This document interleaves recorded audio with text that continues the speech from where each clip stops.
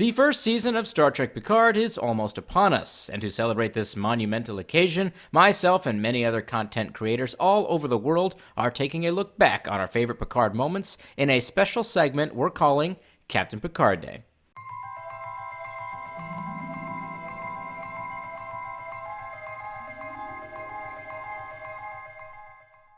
The topic I chose to discuss is actually something I've already done in a previous video, Picard's emotional breakdown in the Season 4 episode titled Family.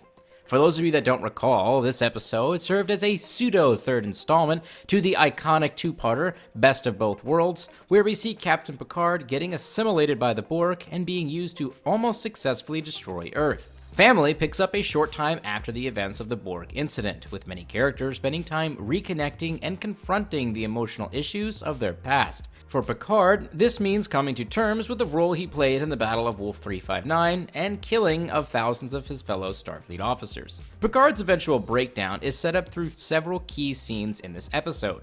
His discussion with Count LaTroy at the beginning, the first scene with his brother Robert, and the forced meeting with Lewis about the underwater Atlantis project. During the sequence with Troy, Picard is doing his best to deflect her questions regarding his decision to return home after being gone for nearly 20 years.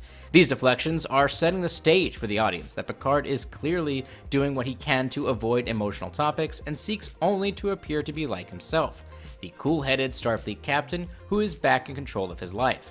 The scene concludes with Picard giving a final look to his ship's quarters, almost appearing to be in a state of looking at them for the last time. Next up, we have Picard and Robert's first meeting in the vineyard. Now, you might think that the dinner sequence has more weight to it, but in my mind, that was just a bit of extra filler to flesh out the issues between the brothers. The more important sequence is here. Taking up just 1 minute and 55 seconds of screen time, we establish the brothers' relationship and glean the start of Robert's plan to help his younger brother. Without even speaking to him, Robert knows Jean-Luc wouldn't be coming back to the vineyard unless he was in serious need of some assistance. He starts laying the groundwork for the confrontation and breakdown almost immediately by being combative and distant with his words in this scene, forcing Jean-Luc to already feel some angst and regret about coming there. Robert spends the rest of the episode taking shots at Picard. This is intentional, as he wants his brother to have an emotional outburst so he can finally release the pressure he's been carrying within himself. But we'll get to that emotional pressure in a minute. The final key sequence setting up Picard's breakdown is the forced meeting with Lewis regarding the underwater Atlantis project. Picard showed some interest in the project earlier on in the episode, but Lewis takes it a step further by setting up a meeting with the board of directors as a sort of interview to see if Picard will take over the entire thing.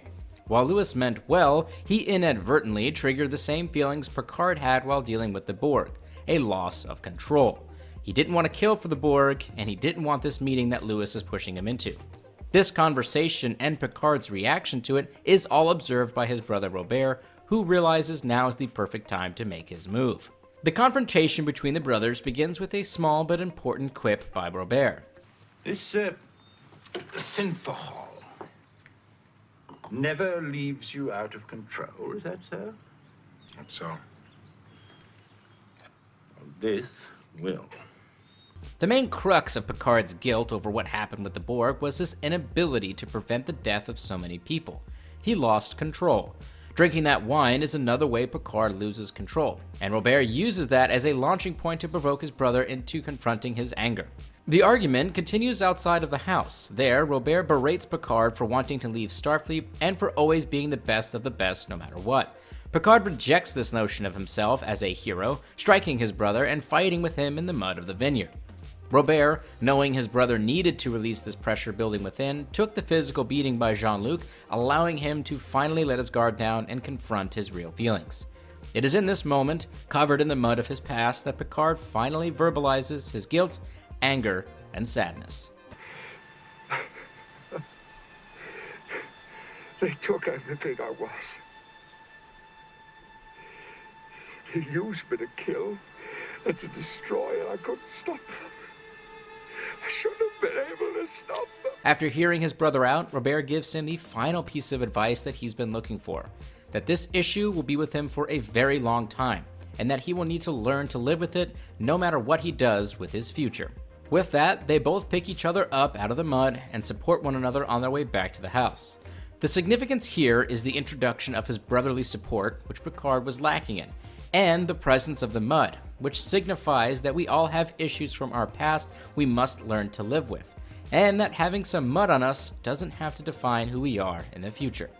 The final scene of the fight ends with Picard saying to Robert's wife that if he should ever doubt who he is again, that he knows now to return to the vineyard and be with his family. This final line really leads me to believe this is why Picard has returned here in the new Star Trek Picard series. According to the trailers, he has lost his faith in Starfleet, is no longer in charge of the Enterprise, and most of his crew have moved on. The likely place for the wandering and aging Jean-Luc is to return to the place that last felt like a home to him, the Picard family vineyard. If you like this video, be sure to check out all of the other contributions from YouTubers all over the globe in the Captain Picard Day playlist linked in the description below. Also, a special thank you to YouTuber Jesse Gender for putting this event together.